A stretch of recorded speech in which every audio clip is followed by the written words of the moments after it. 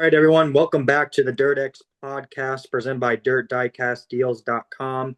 I'm Jacob Dove along with Jacob Perry, and we want to welcome all the race fans and race haters.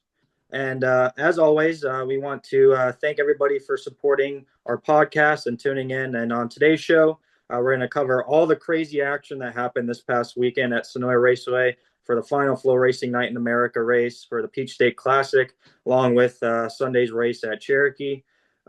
Jacob, obviously, you were tuned in at home. I was there at the track. What caught your eye this weekend? Because, I mean, we got a lot to talk about. Let's rip the band-aid off. Obviously, the Bobby Overton incident, right? That's the biggest news right now. It got it got wild more so than anything. Bobby's racing for a championship, and Bobby started outside of Brandon on a restart, and everybody in the world thought Bobby was going to go cushion with it like normal Bobby would, and I think Brandon did too. Instead, Bobby went into three and chopped Brandon, which resulted in a flat right front for Brandon, and he wanted to fuck her in turn one the next lap. On that note, I think there's a lot of other frustrations coming out in Brandon with that incident because unless the cameras missed it and everything like that, I didn't see any contact per se when Bobby chopped him, unless it was on the straightaway or something. I think Bobby was well ahead. I think he took all the air off of Brandon and got Brandon squirrely and did all that. But I think you saw a lot of frustrations for Brandon's year coming out in that segment. And I mean, I don't know if nobody in the world's mad that it happened to Bobby. Let's be Mhm. honest. I mean, prime pickings there for if you wanted to gain some fans, I guess. But overall, I think it was blown out of proportion. And I'm not saying it didn't happen to Brandon's car. What I'm saying is I don't know how it did because I didn't see any contact or anything like that. Well, this is basically the whole story of this weekend around Bobby Pierce. I felt like everything that was going on, other than Davenport spinning out in front of Tyler Millwood and bringing out that caution, the biggest headlines were all centered around the 32. And I'm going to come on here, and anybody who knows me or watches our other episodes knows I'm not the biggest 32 fan, and I'm going to try to keep it unbiased. But what I saw this weekend was absolute chaos. And I was hanging out in the pits, walking around, doing some interviews, talking to some drivers, and man, everybody seemed like they had a grudge around the 32 car.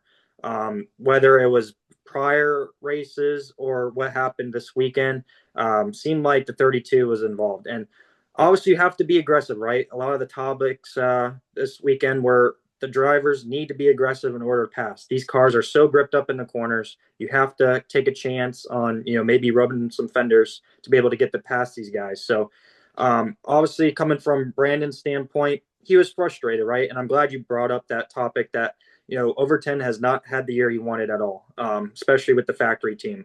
And I think this was, a boiling point at the end of the year. All these guys were just trying to get through this weekend. Guys were on their last engines, their last set of shocks. They had fenders that were already scraped up and beat up from other races from Charlotte.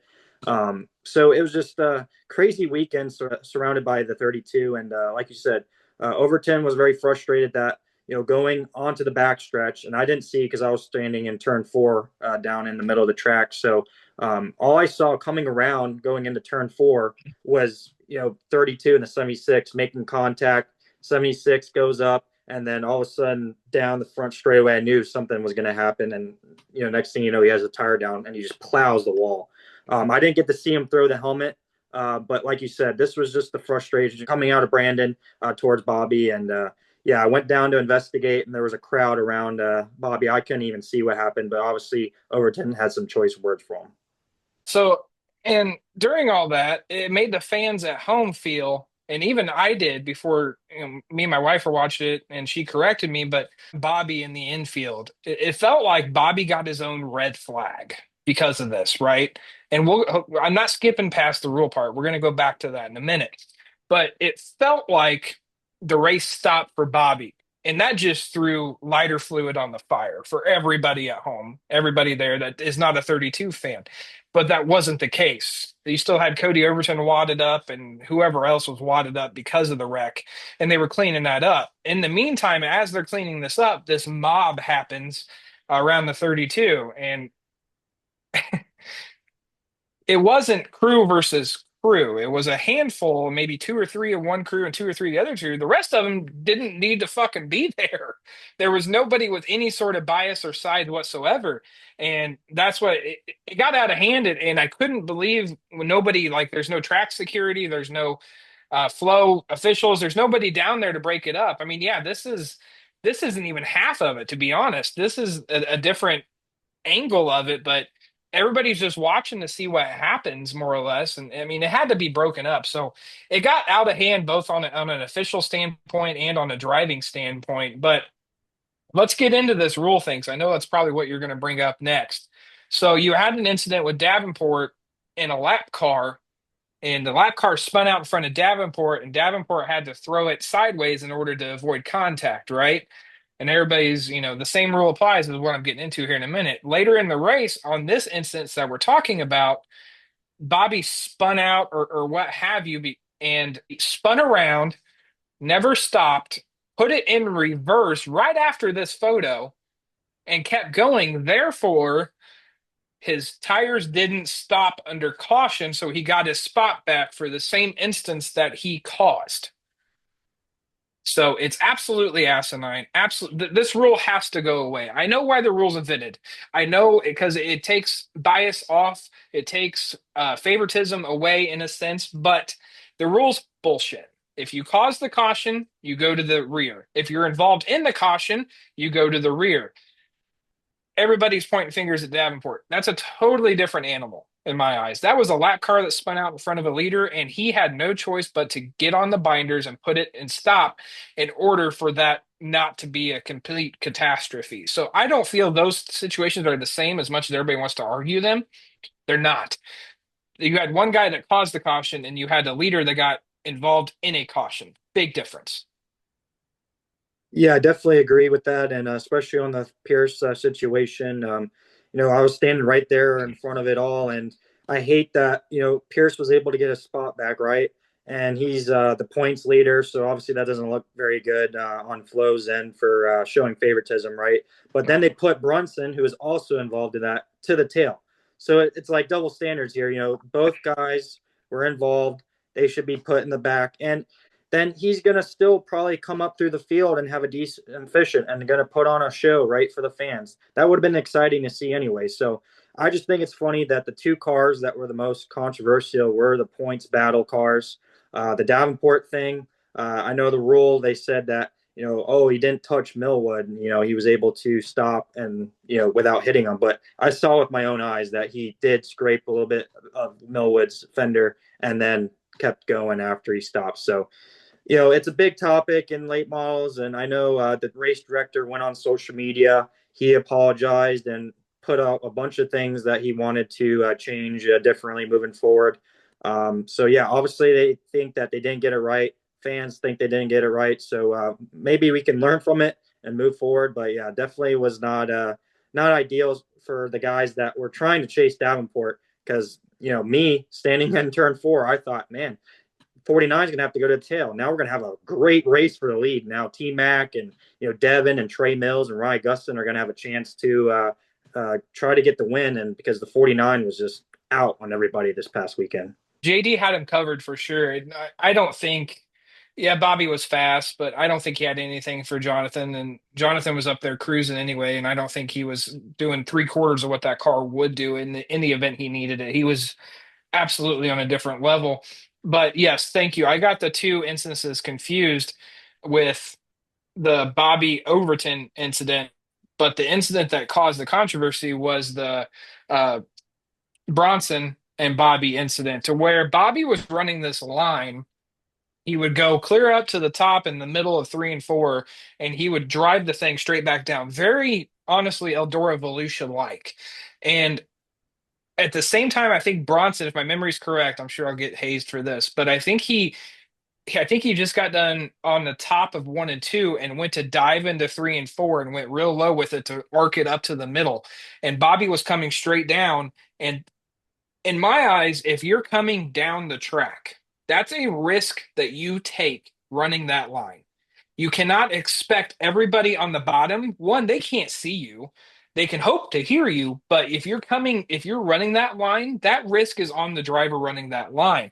So, yes, for him to pull off this magic, which ignores all physics on this call, and I'll get to that in a minute, but for Bronson to be penalized, but yet Bobby get his spot back is a crock. Truly is.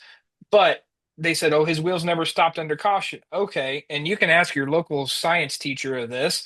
How does something go forward and then go backwards without stopping in the middle? It's not possible. I'm sorry, it's not. A stationary object has to be stationary in order to go in a direction. So it's horseshit. I do want to put my faith in Flow. I do think they listen to the fans more so than any other series. I think Lucas comes in a close seconds, and Wu is, and that whole gaggle is very arrogant in their ways and whatever. But I do think they fix this problem for next year. And I know Rigsby is a big influence on this. Not that he's involved per se in this, but he's a race fan first and foremost, and I know he saw the same thing we did.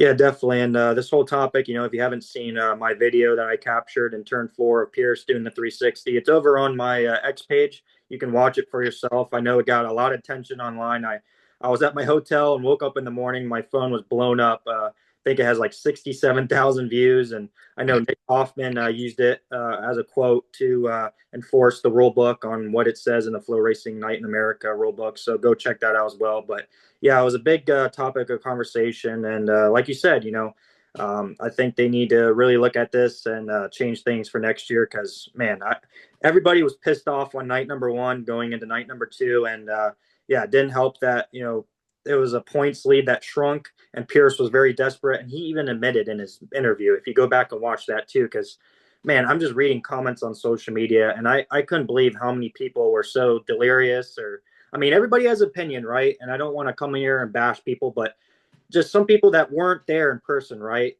They can only judge on what they're watching at home Hmm. and just absolutely getting the whole story wrong. Like, and I can't just go and, correct every single person on social media, right? And this is why we're talking on the podcast. So we can talk about it, people can comment, and we can share opinions. But man, what I saw this weekend, I think it wasn't a good look for the sport just because there was good racing, but any storyline that's coming out of here was all negative, right? It was all about these calls. It was about Brandon Overton getting pissed off.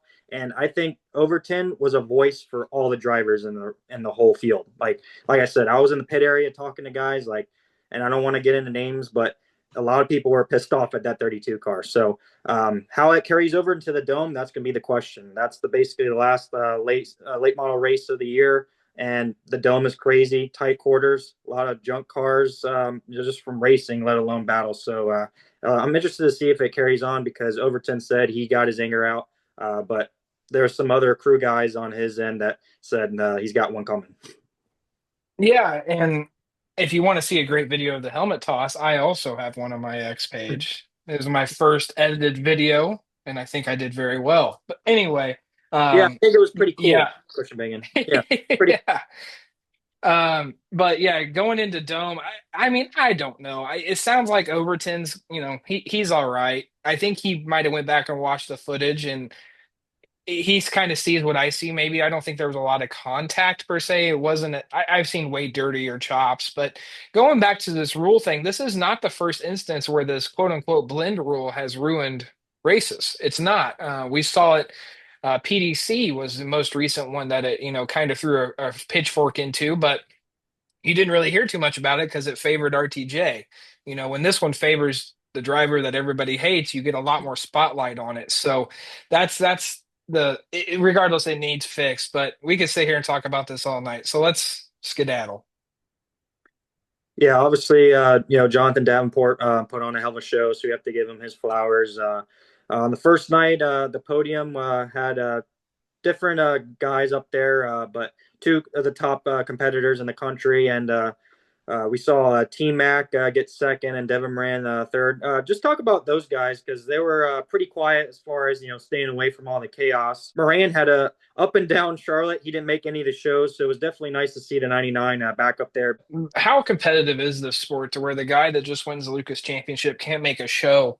when he goes to Charlotte. I mean, that just shows you how close these cars are and how much qualifying and starting up front really matters. And it's just wild to me. And I was watching that the whole time, waiting on Devin just to explode and just go, you know. But he never did. And I think that needs to be a feather in the cap of the sport itself and how competitive it is and how a little bit of edge goes so far. The other unsung heroes, how about McCready reigniting his whole career this year?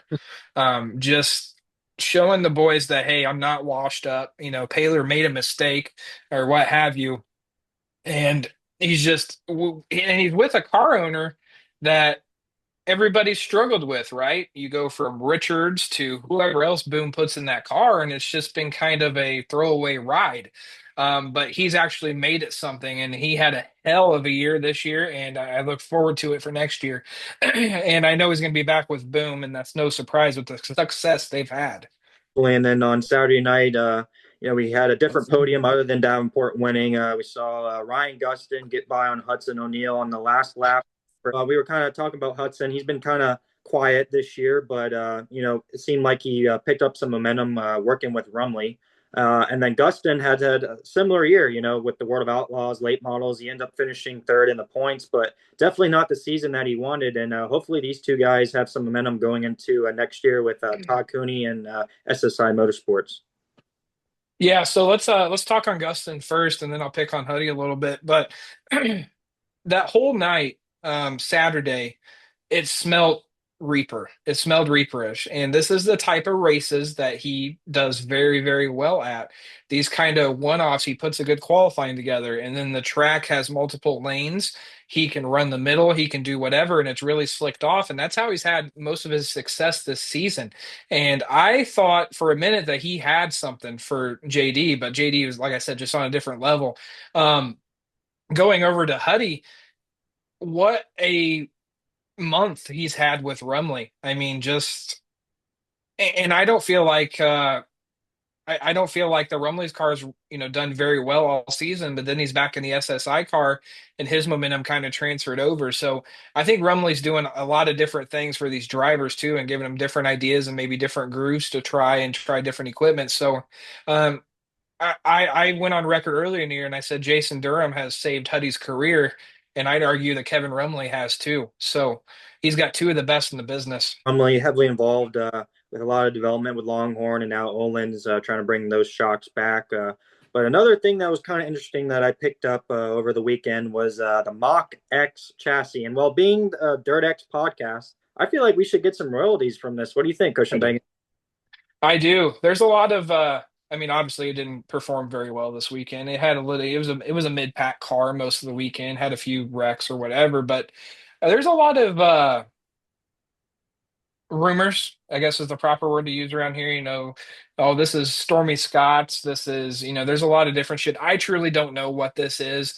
The most affirmative rumor I heard is was Stormy Scott's project that he gave up on, and then you see Bruce built on the side of it. He's built a lot of cars over the years, so I don't know. I never hate on new chassis companies coming because that's how the sport evolved, and that's how Longhorn got to beat Rocket, and how Rocket got over Rayburn, and vice versa. So I'm all for it. Yeah, we've seen Sam Seawright and Michael Page kind of experiment with this, and I know it kind of raised some eyebrows online. So I just wanted to bring it up because we've seen Sam Seawright in the Longhorn and Michael Page in the Rocket. So yeah, it seems like it's towards the end of the year here, and they wanted to bring this out and kind of test it and see how it would do. Obviously, like you said, it spun out right in front of me, and I almost shit my pants a little bit, but no, it was definitely not the best showing for this car, but it should be interesting to see moving forward. Yeah, so you got a lot of new storylines of chassis going in the next year. You got AK that's full Skyline now with Murdy and Bruning, so you're going to see how they do. You got the Mach X projects. Uh, I would assume that BMF is going to have a dead year this year with the other news that I'm sure you're probably going to get into here soon. But a lot of different players, coming for blows here to take down the big two and Rocket and Longhorn. Yeah, definitely. And kind of to conclude on this whole Senoia topic, I mean, I had a great time, and I do want to thank Senoia for having me and proving my media credentials. It was my first time going to the Peach State Classic, and it was a lot of fun with the concert and the bonfire, hanging out with some of the drivers. Just kind of relaxing and having a good old time. And I do appreciate all the drivers that took time to interview and. I know a couple of the guys recognized me from my silly skits on TikTok and X and all that, so that was pretty cool. And even Devin's wife, Lakia Moran, giving me a shout out at T-shirt Trailer, so I appreciate that. So yeah, I think Michael Rigsby said it best about this weekend that he tweeted out after the races were over. Correct. I quit smoking years ago, but correct. There was so much going on and so much commotion and chaos that it was just asinine. And what a way to end off the year for Flo. And I would argue that Flo is one of the better series that we have. It's just it's an unsung hero and it fills all the gaps very well. Definitely. And moving on to Sunday, a little bit more tame of racing. We saw Chris Ferguson pick up the win at Cherokee, the place your mama worried about. And well, it's no surprise that Ferguson's had a great year running at Cherokee. Joseph Joyner would up getting that mini series championship, that $10,000 bonus. So congrats to the Hunt the Front guys. But yeah, Fergie, ran a great race. He was running solid a little bit at Senoia, and yeah, probably had more positive mind frame going into Cherokee, where he's ran great all year.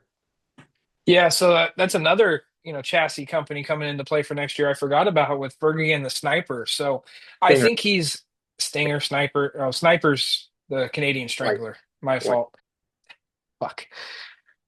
Yeah, Stinger. so with Stinger going in and Fergie, I think Fergie's this close to figuring everything out for that. He's had a hell of a year, and I hope it's very. I think he's trying to imitate what the Bloomer cars did for an era there, and keeping it very straight and everything like that. But I think he's very very close to figuring this shit out, and I think he can make a good living if he can get this car to do what he's trying to get it to do. Yeah, definitely. I know we kind of talked about it on the other podcast on X, Ripping the Lip. You tune in for that. That Ferguson usually joins us sometimes and talks about that. He said on there that everybody's got Longhorns, everybody's got Rockets and Capitals, and he's kind of one of the few Stingers out there. I mean, there's some other guys that run it, but I mean, he's kind of the Stinger house car in a way, right? So he's doing something different, and it's good to see because he's not a Woo full timer. He's not a Lucas full timer. He's kind of pick and choose, gets to run what he wants to run, and kind of develop it from there. Like you said, it has a lot of influences from Bloomquist, and obviously Ricky Weiss went over, and now he builds Sniper chassis. So yeah, definitely interested to see how the Stinger chassis develops moving forward. I feel like that Bloomquist branch keeps growing, right? You got you got Weiss that did his kind of thing. You got McDowell, and then well, Shirley. I think Shirley just put his up for sale, but you had Shirley always run the Eldora car that was a Bloomer car. Then you had the Stinger car, and then you got the DRT car, which still has some hesitancy, and everything from Bloomer. So that branch is growing, and I'm curious to see which one works. Definitely, and like you said, the racing season's winding down. All we really have left to look forward to is the Dome, and well, there's a lot of topics about it. Guys are getting ready to put some temporary spoilers on. Are you looking forward to it? Because this is like the Christmas of dirt late models, right?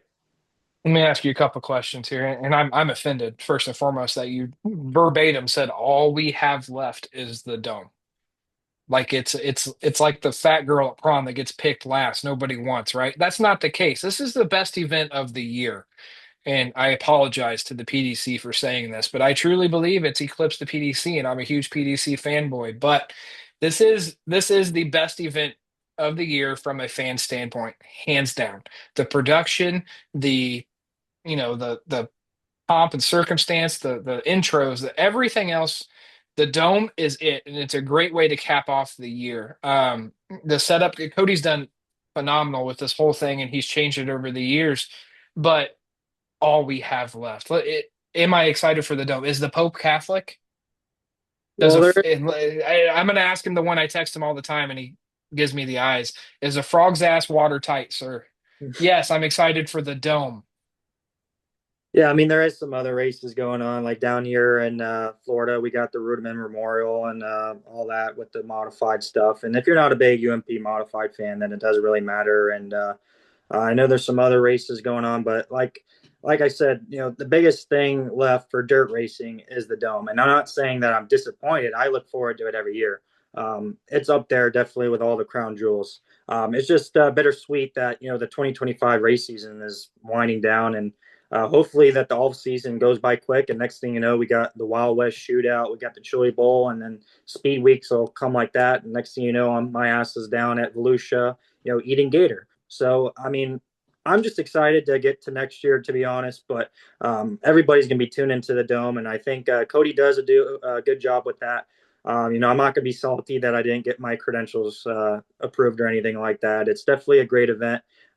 Just some of the drivers that you think are going to be going into it that are going to be up towards the front. I mean, Bishop's coming off a back-to-back win, Hmm. and his family B5 car, not even the Rocket One. So I know he's got some cars for sale too. It seems like guys are just trying to turn over equipment quickly and get ready for the dome. Tyler Carpenter is a big topic every year at the dome. I know a lot of people joke around like the Carpenters only come out when the domes are coming around. So, Yep. what Yeah. are some drivers that you have your eye on for Gateway? I don't want to spoiler a dome episode. Well, just after this chaos of the weekend, like, are you looking forward to maybe seeing some retaliation from Overton, or do you think that's going to be put to bed? I think it's put to bed. I think Overton is completely out of his element in St. Louis. And I think last year was the first year he went, or the year before. And he does okay, but he crunched a left front on the inside berm and ruined his night. I don't think Overton's going to be a huge factor here. This is where your Midwest boys shine. These little bull rings, the readiness, your Shepherds, your Pierce, your Shirleys, the list could go on forever, but this is kind of where they shine, and RTJ is going to be a factor, obviously too. He almost won it 2 years in a row, and then broke or what have you, and then same thing happened to Bobby. But there's so much chaos. Um, I think with the year and the stuff Bobby's had lately, I think it's stupid of me to say Bobby isn't probably the hands-on favorite because he's going to do something stupid and crazy. Yeah, and you can't forget about Nick Hoffman and the Gundakers. They Mhm. all do well on their going back to their home turf. So definitely going to be exciting to see. But I'm going to quote the great Racing Jason over there from Ripping the Lip. Eyeballs. Stay tuned for all the raps because between me and you, we're a sucker for seeing all these rap reveals. I know you've tried to get some stuff out of Night Owl. He's not budging, but at least you know that there's going to be some exciting stuff coming. And yeah, is there any drivers that you're looking forward to? I know Ryan Gustin's Yeah. plan got leaked again, and it still looks cool, but I'm looking forward to seeing Garrett Alberson's. He kind of teased a Back to the Future theme. Yeah, I'm curious because that's been done once already. So I hope he doesn't do something similar to what Carpenter did a few years ago. Um, yeah, Dylan, he's very good about dropping hints, but he doesn't leak anything. And he was the most used, I guess, designer for the World 100. And he's going to be the most used for the Dome too. And he's a big part of the Dome itself. He's their head graphic guy and great friend of mine. But he's very stretched thin. But yeah, he's gave me a little bit of insight, and I don't have pictures. I don't know what the cars are, but he said keep your eyes on these ones, and I think everybody's in for a treat. Definitely. And we're going to have a 602 late model driver join us here to talk about his crazy wreck and his experience. So we'll be right back after this quick message. Oh man, Dirt X Podcast is proudly presented by DirtDiecastDeals.com. Use code DirtX at checkout for 5% off, and please stay green. Right, joining us now is 602 dirt late model driver who had a crazy crash this weekend at Senoia Raceway on Friday night.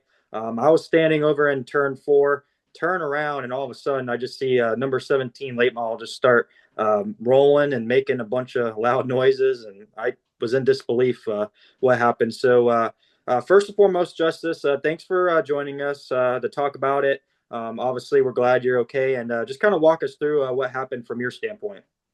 So I ended up in a spot that I shouldn't have been in the first place. We had some bad qualifying laps, ended up a spot out of locking in. So we went into the B main, and I was on the pole of it, and I got called for jumping the start. So they put me back a row. So we go back in, we do a full restart. I'm back one row now, and we go into the next corner, turn one, and I enter the corner 3 wide, and we were coming out of the corner, and I guess the person in the middle got scared because there was a car above them. And as we're coming out the corner, they start coming back down, and I was right there in the gap, and I wheel hopped them, got sideways, got spun, and started damn rolling. Yeah, so did you have like did you hit your head so bad you thought you were in St. Louis because when you got done you hopped on top of the car like you were in the middle of the dome? That's that's not for a couple weeks.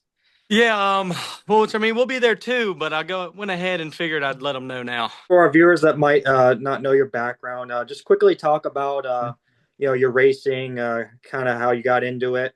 Obviously, the 602s and 604s are usually the support classes, so we got to show some love for the guys that are trying to work their way up to the supers. Um, I've been racing now for about a year and a half. My dad's been doing it since I was born.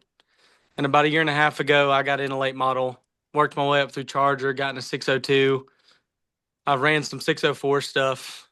And yeah, we're just trying to get it going from now. It always baffles me like what obviously cost plays into this. I get that, but why is the 602 and 604 class one, why is there two classes for 2 cubic inches?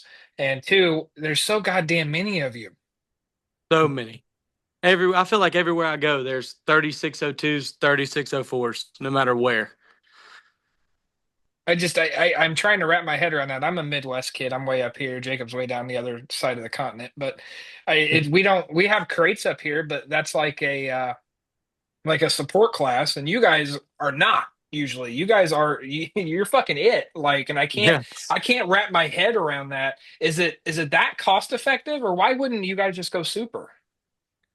There's a lot of so when you're going crate racing, a supermotor, it's same chassis, same everything, but a supermotor is going to run you for a new one 50, 60, upwards of $60,000.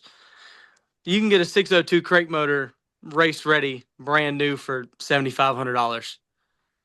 And you can get a 604 for 9 grand and you can go race all year on it.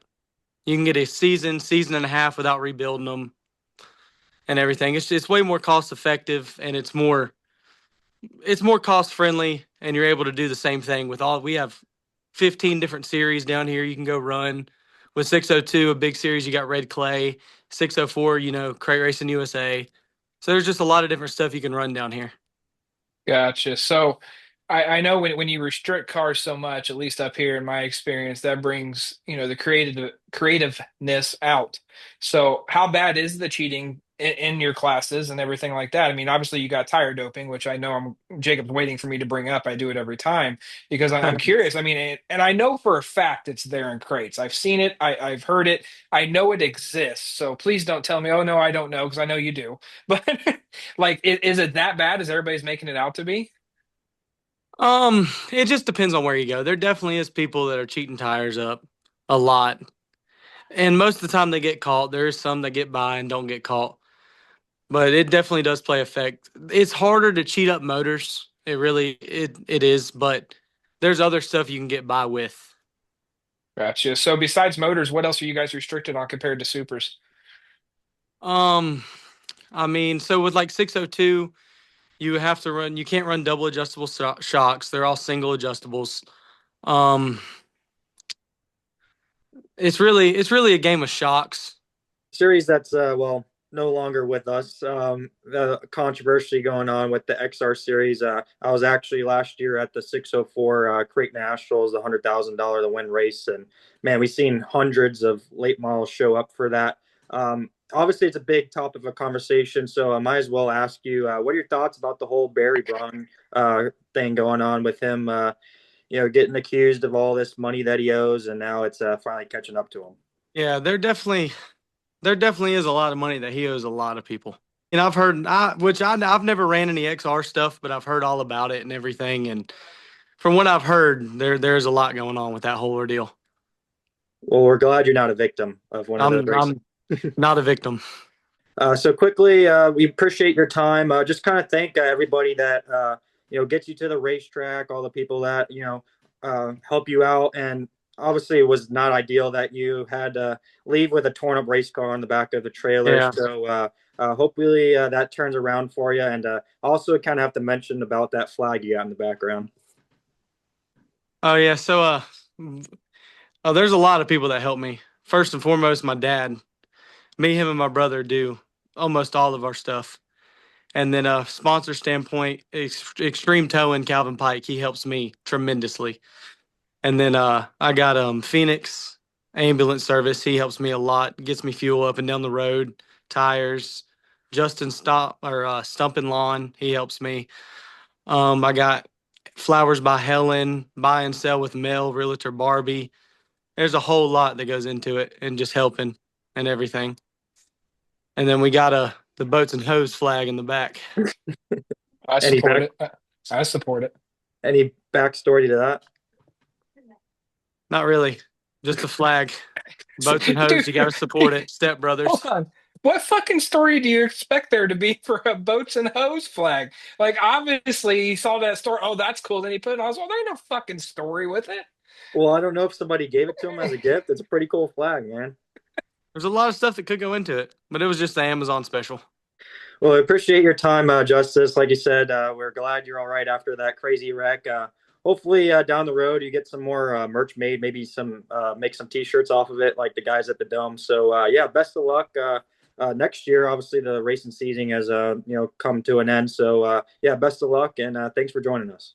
Absolutely. We will we'll be back next year with some new equipment and we'll be at Volusia for the Sunshine Nationals. See you there. Absolutely. Thank y'all. Thanks again to Justice for being on today's episode. We appreciate his time and the best of luck to him next year. Before we conclude today's episode, there was some news in the dirt late model world that we wanted to touch on, and that's centered around Cory Hedgecock. I call him the fastest cock in the South. No homo. So, yeah, what was your reaction to getting on X after the big, problem with posts and not loading and all that technical stuff? Yeah, so I hopped back on and I think I got it from another social media source first, but I had made sure I was reading what I was reading because he just came out and said he's slowing down, he's helping his dad more or what have you, and then he's going full time Lucas, which was the hint in the first place, but not with the Billy Hicks ride. Um, I'm happy for him. I think he has the talent and everything to do that to go out and make this car perform. But it definitely wasn't on any of our bingo cards. I don't think he did a great swerve with the article and then popped us in the mouth with it.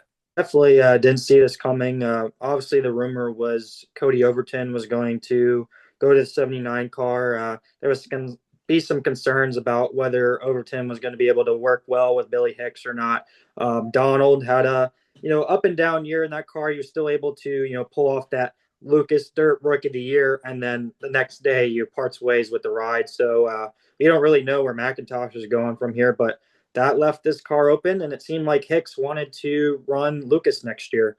So he had some drivers out there that maybe have been free agents, and then this kind of has a curveball with a guy who already has his own equipment, already has his own ride with support with Viper Motorsports and all that, and his 23V car. And seems like Hedgecock had a breakout year this year, no doubt.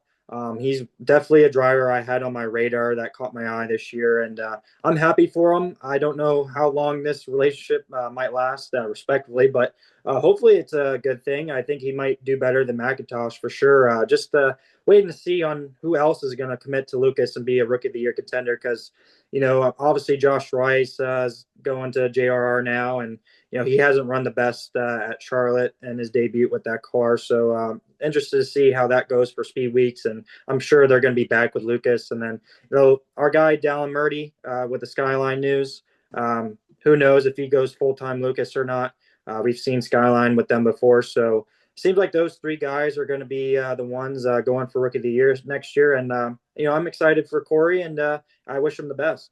I mean, I was just ragging on the Rookie of the Year thing a couple episodes back, right? It's a participation trophy, but if all the cards work and all the stars align, this might be the coolest and most talented battle for Rookie of the Year with Rice, Hedgecock, and Murdy, and I'm tuned in for it. Definitely. And we appreciate everyone supporting. I know it sounds repetitive or cliche, but as always, like and subscribe. We do love people commenting, and we'll get back to anybody that comments on these videos and shares them. We do pay attention to that. Even the haters that have negative things to say, we do appreciate you too. So yeah, thank you guys for tuning in. Keep tagging us in funny memes. I know it's technically the off season now, so we're gonna be bored, but Gateway Dirt Nationals just around the corner. And yeah, thank you guys, and we'll see you in the next one.